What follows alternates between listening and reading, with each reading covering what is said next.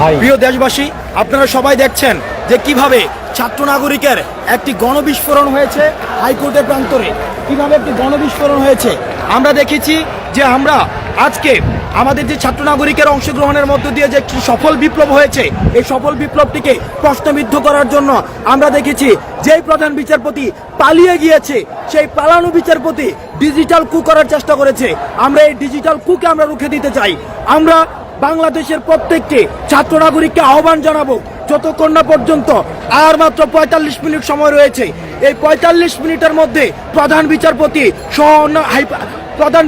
সহ আপিল বিভাগের অন্যান্য বিচারপতি পদত্যাগ না করা পর্যন্ত আপনারা কেউ রাজপথ ছাড়বেন না। আমরা স্পষ্ট করতে চাই, আমাদের ছাত্র নাগরিকের যে গণ অভ্যুত্থানটি সফল হয়েছে সেটি হচ্ছে সেটি হচ্ছে প্রাথমিক পর্যায়ে। সেটির চূড়ান্ত পর্যায়ে আমাদের অর্জন করতে হলে প্রধান বিচারপতি যিনি হচ্ছেন ফ্যাসিস্ট যেই শাসন কাঠামোর একটি অংশ, এই ফ্যাসিস্ট কাঠামোটি যদি আমরা বিলুপ করতে না পারি, আমাদের প্রধান বিচারপতি সহ আপিল বিভাগের অন্যান্য বিচারপতিকে যদি আমরা সমূল উৎপাটন করতে না পারি, তাহলে খুনি শেখ হাসিনার যে ফ্যাসিস্ট কাঠামোটি রয়েছে সেই ফ্যাসিস্ট কাঠামোটির সমূল উৎপাটন হবে না। সেজন্য আপনাদের প্রতি আহ্বান থাকবে, আপনারা আপনাদের যার যার নিজস্ব জেলায় যে জজ কোর্ট রয়েছে এই জজ কোর্ট ঘেরাও করুন, এবং যারা ঢাকাবাসী রয়েছেন আপনারা হাইকোর্ট অভিমুখে আপনারা লং মার্চ কর্মসূচি পালন করুন। এবং আজকে এই যে আমাদের সুপ্রিম কোর্টে ছাত্র এবং নাগরিকের অংশগ্রহণে লুকারণ্য হচ্ছে, আমরা প্রধান বিচারপতিকে এবং আপিল বিভাগের অন্যান্য বিচারপতিদেরকে আমরা সাবধান করে দিতে চাই, আপনারা ছাত্র নাগরিকের এই পাস নিয়ে আপনারা খেলবেন না, পিলু পাসিং আপনারা করবেন না। আপনারা স্বৈরতন্ত্রকে ছাত্র নাগরিক হটিয়েছে এবং স্বৈরতন্ত্রের আপনারা যে এক্সটেন্ডেড ভার্সন, এই এক্সটেন্ডেড ভার্সনকে আপনারা ছাত্র নাগরিক দেশ থেকে হটাবো। আর মাত্র ৪০ মিনিট সময় রয়েছে, এই ৪০ মিনিট সময়ের মধ্যে যদি আপনারা পদত্যাগ না করেন তাহলে আপনাদের বাসভবন ঘেরাও করা হবে। কাকরাইলে বিচারপতিদের যে বাসভবনটি রয়েছে সেটিকে ঘেরাও করা হবে।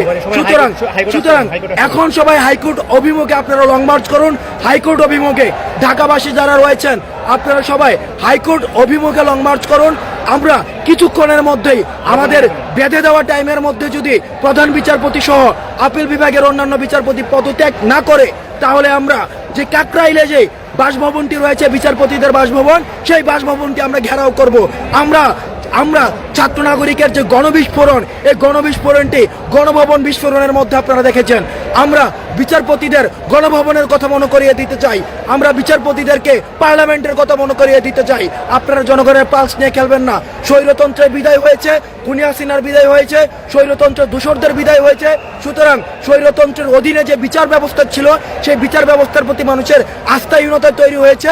সেই আস্থাহীনতার বিচার বিভাগের যে প্রধান বিচারপতি রয়েছে এবং আপিল বিভাগের অন্যান্য বিচারপতি রয়েছে তাদের পদত্যাগ না হওয়া পর্যন্ত আমাদের এই আন্দোলন চলবে। এবং আর মাত্র আমাদের 1 ঘন্টার আমরা কাউন্টডাউন দিয়েছিলাম, 1টার মধ্যে আপনাকে পদত্যাগ করতে হবে প্রধান বিচারপতি। আমরা ইতিমধ্যে খবর পেয়েছি প্রধান বিচারপতি পালিয়ে গিয়েছেন।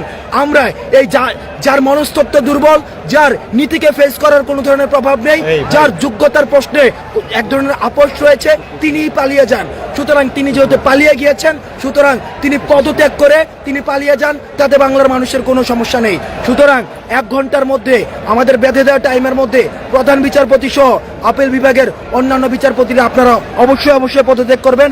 এবং বাংলার ছাত্র নাগরিক যারা রয়েছেন আপনাদেরকে আহ্বান জানাচ্ছি, আপনারা সবাই রাস্তায় নেমে আসুন। আমি